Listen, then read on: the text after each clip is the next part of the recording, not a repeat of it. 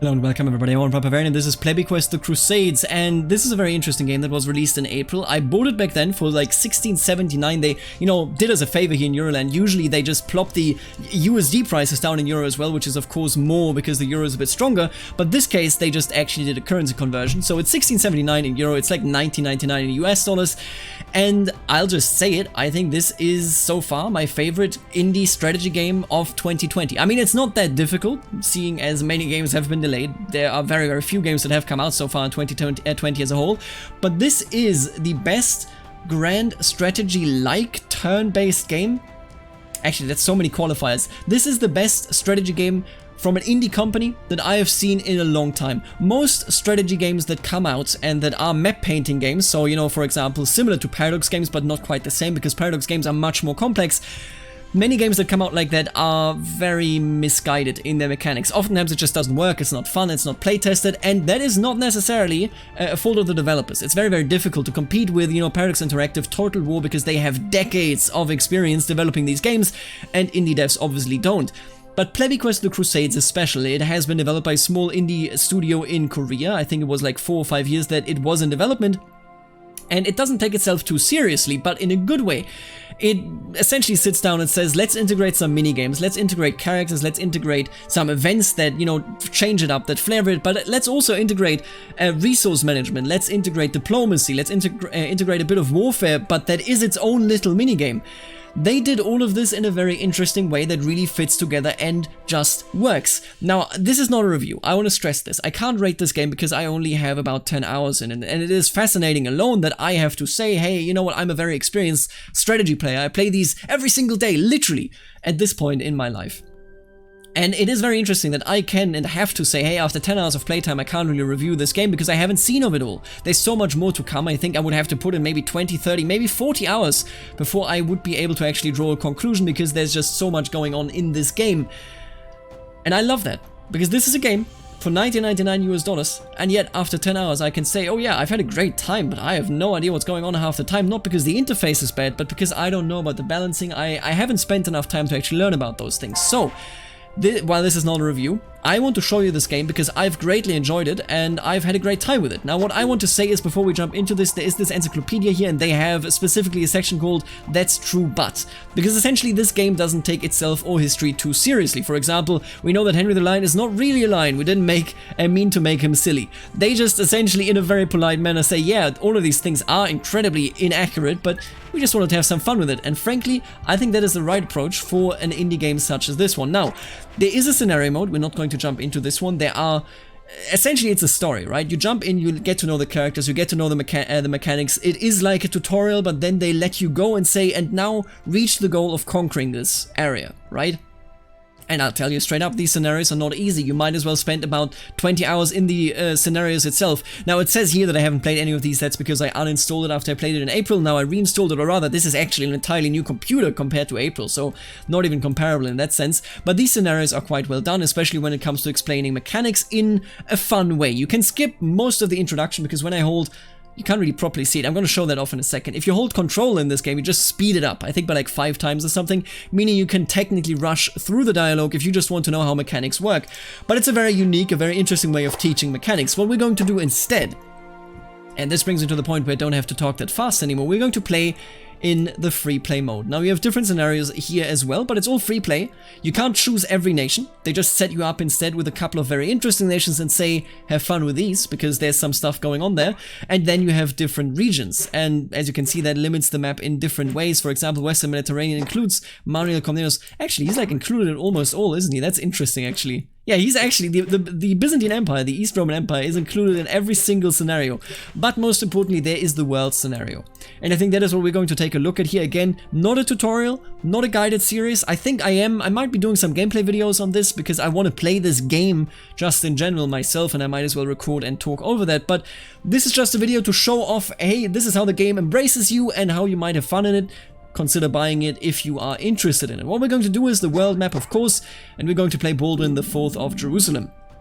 Founded after the success of the First Crusades, the Kingdom of Jerusalem was the hottest topic of the era. Despite the interest, the future of the kingdom is as uncertain as a candle in the wind. Conquer all the cities. I just gotta stress this, by the way.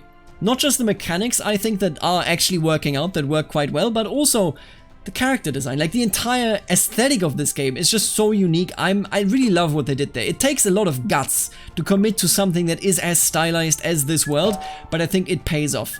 And yeah, get out of here. I know I should be playing the scenario modes first, okay? Don't talk to me. So, how does this game work? It's a turn-based game, and I would want to call it grand strategy-like with minigames. That's how I would call it, because that's essentially what it is. Grand strategy as a term doesn't really have a meaning. It, of course, encompasses a lot of things. Interestingly enough, if you look at the German Wikipedia article for grand strategies, which we call Globalstrategie, then they will literally state in the first sentence, sometimes used synonymously with 4X, but grand strategy and 4X are two different genres, so like honestly nobody knows about this, but I would call this grand strategy like in particular because essentially it is turn-based, but it shares many aspects of not just blobbing, but also having diplomacy, trade, non-aggression pacts, all that stuff that, you know, typically is to be found in grand strategy games.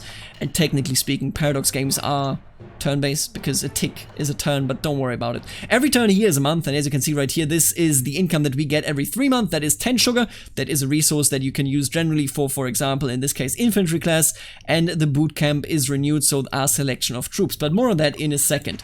Now, if we look at the map, it is a highly stylized map. You can see there are some connections. I can already tell you sometimes there's a character that says, hey, if you have resources, I can build a new connection, for example, between, let's say, Gaza and Farama, which can be hugely beneficial, because sometimes you're looking at a situation where, for example, you know, Damietta, you can see it right here, is a fortress. This is highly reinforced. Taking it is highly costly and might even be impossible early on into the game because you don't have the generals that are good enough, you don't have the troops that are good enough. So if you build a new connection between Gaza and Farama, you can go via the cities and just ignore the fortress of Damietta instead. So there are some really interesting takes here that you can take care of on this map, but as a whole, it's a very, very stylized, a very fairly detailed map, I guess. But in the end, of course, nothing close to like Crusader Kings 2 even. It doesn't try to be close to Crusader Kings 2, and I think that's a good thing. You don't necessarily need to try that. You can see there are some non-playable factions everywhere. I mean, all of these people are not playable, but they are still here and always will be. And they aren't playable because, well, essentially, these are the same, right? These are all Crusader Kingdoms, and they are also in an actual alliance. So if somebody were to attack me, all of these two would also come in and defend me. And that is quite interesting, that is quite interestingly done, I think. It's important to note that these alliances, there's a couple of them. You can see that right here. And essentially, you know, you don't really need to make more than one of these playable, because it doesn't really matter to you, you know? Like, at the end of the day, they all play very similarly, and instead they just prepared one proper ruling situation. So that is just one heroic character, so to speak, that you can play in these regions. And you can see, look at all these animations. Very, very cute coat of arms. Honestly, like, this game just has a flair. It has an understanding of the artist, clearly, or the artists. I actually don't know how many worked on it, but clearly having a direct design direction. I love it. I'm a huge fan of this. It is comical, but it's very, very neat and very, very cute. With that being said, how do you play this game? Let's take a look at it, okay? So first of all, we have Narses the Skimmer here, and he brings us backers. They might be Kickstarter backers, I'm not sure. I don't think there was a Kickstarter, but maybe there was. And essentially, when you start a game, you get these backers, and they offer you certain things. In this case, if you choose a backer, a random amount of other backers will leave. They will say, oh, you know, this is balancing. And also, you didn't pick me, so screw you. I will definitely pick this guy first, because he has the True Cross, which is a unit in this game. Interestingly enough. I wanted those science points. I think we're gonna go heavy here on the science points. 100 science points! Oh yeah, give me all those science points, baby. Yeah, I'm taking those science points. Very, very nice. So, this was essentially just the first thing. Let's focus on what we can do with those science points, because I think that is why I can't actually describe whether this game is, you know, I can't review it. I can't give it a number, because as you can see, there's a lot. There's a lot of science to be done. With 200 points, you know what I can buy? I want to buy this. These are essentially just something that, how you play the military minigame. You will see more on that in a second. Host Travelers is always very, very good. You will see on that in a second as well. This lets me recruit more generals. My general kingdom size also lets me recruit more generals. Let's just plan retreat. I like move forward back one tile, yes. You don't need to know what any of these mean, just for the record. Like, you'll learn that either if you play the game or you'll learn it when I'll be using it in just a second. Medals are actually like really nice. I feel like I want to go with wine production. Though. This is a pretty big minigame down here, but quite difficult as well. You know what? System of metals, sure. Okay, so we invested a lot there, but are nowhere near getting anywhere. And there you go. We already got a visitor. Visitor from a wandering general. So, in this inn, you can do a... Stop talking to me, lady. Soak, please. In this inn, you will find a couple of characters. These are training characters. Your generals can fight them, gain experience, their troops will gain experience, and you will learn how to play the game and the military minigame. And what we're going to do right away is, Baldwin IV here, our king with a very, very cool character portrait, is going to fight a couple of people. That will give him XP and we also get some rewards. I think I would like some wood. He's an archer, huh? Want to mess with me? I'll stick you in your nose hole. Of course, I will fight this guy. Which brings us to these generals. Essentially what you do in a turn is you attribute points, you interact with people, more on that in a second, you interact with your religion, but your actual vital action points are your generals, because your generals have a number of things that they can do. They can go into the inn, where we were just then. By the way, if you go into the inn and don't fight anybody, you can also recruit new generals here. Please stop talking to me. There you go. I could attempt to recruit this guy, which is also a minigame. It's not that difficult to win that minigame, but I'm not interested in recruiting him. He's fine. We can also go to the monastery, which is what I will do right now. This guy does alcohol. Don't worry about it too much. What we're going to do first is I'm going to go ahead and I think I'm going to just, essentially go here and give some money to the children. I will donate to the poor. And by doing so, I get this minigame. And this is something that this game does a lot. It is a grand strategy game in essence, but many of its mechanics are these sort of luck-based minigames so that every outcome is different. Now you can see right here, hey, okay, what is something that I would want? Oh, I really like 150 wheat. So I'm going to try to get 2 negatives and then 1 red outcome. So, god damn it, I screwed it up. Okay, as you can see now, this is locked in because the first one here is locked in. What would I like out of all of these? Honestly, the mystery item. Let's just try to get that one. God damn it. Okay, you know what? Let's just try to get the 5 pagan slaves. Yeah, okay. Maybe next time, okay? I'm not very good at clicking, it appears. But at least we have a bonus attempt here. Oh, come on. Ah, okay, well, that's unlucky. Didn't really work for us. Well, that is pretty mediocre. But we got some pagan prisoners. You can interact with those. You can sacrifice them, you can hold a trial for them, but don't worry about that too much. I am going to send this guy to the monastery, I think, and I'm gonna show you this minigame. This is essentially the research point minigame. You want to match 3, and that's all you do here. You just match those 3, and then at that point you will have the opportunity to say, okay, oh look at this, this is a match 3. You get research points for matching, there you go. Sometimes, you get multiple immediate matches, which of course benefits you, there you go, boom. You want as many points as you can from this. Now let me just see here. I don't think I can do anything right here. If I put you here though, I can at least get the red one. I'm gonna put this right here, just dump it, and then there you go. Boom.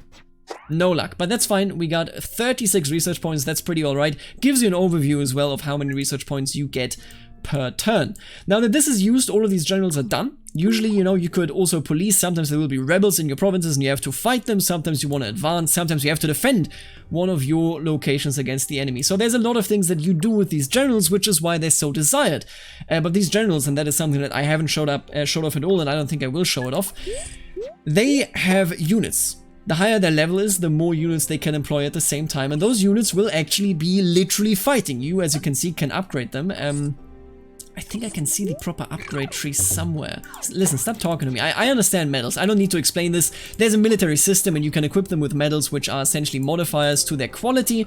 So for example, with the medal right here that I have available, if I had the resources, I could go ahead and, level up their bow attack, level up their crossbow attack, etc, etc, etc, so that you can have highly specialized, I want to say, armies. Now, let me just check something. Isn't there a research tree somewhere? Earn experience to unlock tier upgrade. Yeah, I understand that. Wait a minute, isn't there... No? I really thought that I could see it somewhere. Maybe it's in the encyclopedia? And there you go, by the way, this is what we picked up earlier. This is the True Cross unit, which is amazing. Heal all for 490 HP. How exactly that works, we will see that in just a second, because, well, I mean, effectively, we're going to have a training fight in a bit. But yeah, we invested in research already. That is what we did right here. I looked over religion. No, I did not yet, actually. Everybody interacts with their own religion. We are Roman Catholic. As you can see, all of these kingdoms are also Roman Catholic, and the better you are off, the more benefits you will get from that religion. The worse you are, the worse it will get, obviously. I'm gonna just go ahead with a small offering. I think we're gonna be fine. You can see our income right here. We are still doing fine financially. Our city income is large enough. All of these cities, of course, do something. For example, this one here produces sugar, which is excellent. Every 3 months, it pays me every 1 month in a coin. I would love this province, but I don't think we're gonna conquer this. Every 3 months, 150 wheat. That is so good because it enables you to attack others. But Salahadin has an elephant unit. God, I hate it. Oh boy. Now this is the religion system and you interact with your own religion, but then you also have diplomacy, which is interesting. Because as much as this game is minigame heavy, which reminds you of games that are a bit less deep in what you can do in them and what your opportunities and options are, you have a full diplomacy system. You can trade with your neighbors, and if I were to trade with this fella, so like I would have to upgrade our relationship a bit, then we could trade because they would accept to a trade, and they would give me 5 every 3 months, I want to say, right? No, I didn't mean to propose a trade. Of course he says no. I mean, don't be drunk. I think it's every 3 months, and you can only propose this to your actual neighbors. So that would be you, that would be you, you, and then Cyprus. Cyprus is interesting because they actually have wheat. All of these people also have different opinions, different situations in their kingdom. This game is so interesting because it's clearly an indie game. It has a highly stylized and amazing art as far as I'm concerned. And it knows that it's an indie game in that it can't go with mechanics that are far too complex. That is where most indie games fail, because once you make very, very, very complex mechanics, everything goes off the wheels or off the rails and nothing makes sense anymore. But this game really knows how to use the mechanics that it has at its disposal. And you can see right here, I could also go and do diplomacy with these fellas, but obviously we're not really interested in that. What I am interested in is diplomacy, I suppose. I mean, Tripoli might help me. Actually, you know what? I want to become friends with the Knights Hospitaller. I would like to become friends with Cyprus, but the way I see it... actually, you know what? Let's just send an ambassador. It's incredibly expensive. You can see my income go down like crazy here, but this is just for 1 turn. I want this trade income. I 100% want that trade income. So yeah, this is essentially how this game goes, and now let's progress here into the next round, so that we can have a training fight, right? That's what we're going to do here. And I think that's also like after the training fight we're gonna end this video. I might do some gameplay videos and like, you know, shorten it down, and then you can join me in that campaign. But I love the way that they approach all of this stuff. Now the military minigame I think is the best minigame. I'm also bad at it, and you will see why in a second. And by the way, this takes a while unless you just hold control. You know, you just speed through it. I saw some complaints that were essentially like, oh, there's far too much like it takes too long for the turns to pass. Just hold control, bro. Don't worry about it. Now we're gonna fight this discharged archer. They have half an infantry unit, and then they have half a slinger unit. And the way this works is essentially this minigame. Yes, I understand how this game works. Don't worry about it. I'm gonna tell my entire army to go forward, and they will fight. The first rows will obviously fight this guy. You can see he has a range that goes slightly further, so he's in the second row but can still shoot. These archers have a longer range, and I will now give the command for the horses to... boom, crash into them. Now what you were able to see right here was effectively that the horses took some time before they actually got that command going, because we're literally sending out birds. And you can also speed this up, of course, but, you know, why would you do that? See, and now I'm gonna attack again, but every command that you do actually takes some time. And this is the win of this fight. Now, if you wanted to preserve some armies, as long as there's still a red line here, and I were to exchange these, and these would no longer take damage, they would recover, right? So, like, that's essentially how it goes.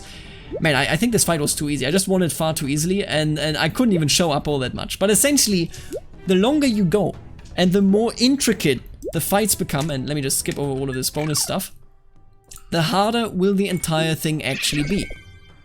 Alright, let's not actually stop it right here. So the fighting becomes very intricate, because long term when you attack other cities, you will have defensive towers. There's a lot of maneuvering back and forth, a lot of microing. I think it's honestly a really interesting solution to fights, because otherwise you would just have an auto resolution or something, but in this case you just are actually able to like micro the hell out of it. I think you can just skip it as well, I'm not quite certain. But the Parliament is interesting because, check it out. Spring session of Parliament 1175. Thank you all for being here. Today I would like to hear about the people of this kingdom, or how the people of this kingdom are doing. Baldwin IV will listen to these stories and respond. All voices are welcome, so please participate.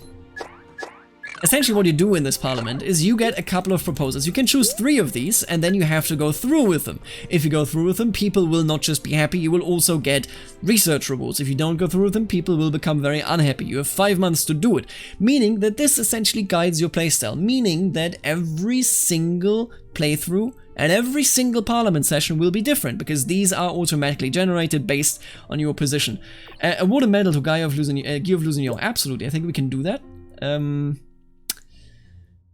Conquer Damascus. Oh god. I'm not able to do that. I'm just not that good. No, okay, I can do that. This is easy. Accommodate Italian merchants. It's just a research. We can do that, I think, even right away, maybe. But essentially, you choose whatever fits you and whatever you want to do, and you will be benefited by it. I love the way that they designed this, because it brings you into a different situation each time that you start a playthrough.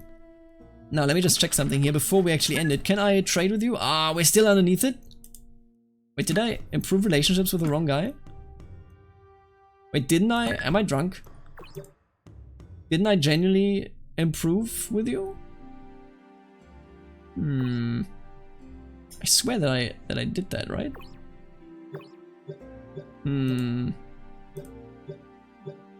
Interesting. Well, either way, we can't trade with him yet, but if we were, then we could see that every 3 months we get 150 wheat. But yeah, this is the game. I would highly recommend picking this up if you're interested in some lighthearted, funny and entertaining grand strategy-like gameplay. Honestly, I'm amazed just by how interesting and intricate this game is, despite, again, without a doubt, being an indie game. I have mad respect though for what they have done here. How does our religion feel about us? Very, very normal. You can see here the pagan trial. That is how you use these pagan prisoners for most of the time. I think there's a black market as well for them, but just so many different things. Honestly, like, this barely captures it. This barely captures just how dense this game is, which is why, again, this is not a review. I would, with the 10 hours that I have in the game, nonetheless recommend you buy this game if you're interested in it. If you think this art style fits you, if you think this light-hearted sort of approach to grand strategy like gameplay, interests you, then definitely go check it out. Now, with all that being said, I want to thank you for checking out this video, for checking out this game, and for checking out the channel. And I explicitly want to thank the members of the channel that are making videos such as this one possible. Namely, of course, the Barons, Stefan, the Pelted, Achilles, Noha, Terna, Falling Phoenix, Jacob, the Musielago, Dan, Florian, MFA, Mitchell, Aaron, Stefan, Snyrolf, and Trangili. Then, of course, also the Counts, Lachlan, Wombat, Thomas, Shifty, and Rex Romanorum. And last but not least, the absolutely beautiful Dukes, Eric, Kiriana, Goodfield, Nathan, Jack, Kenneth, Lexo, and Larry Solowing Pixie. Thank you all so much for supporting the channel. I hope that you enjoyed this video. And I will see you later. Alligator.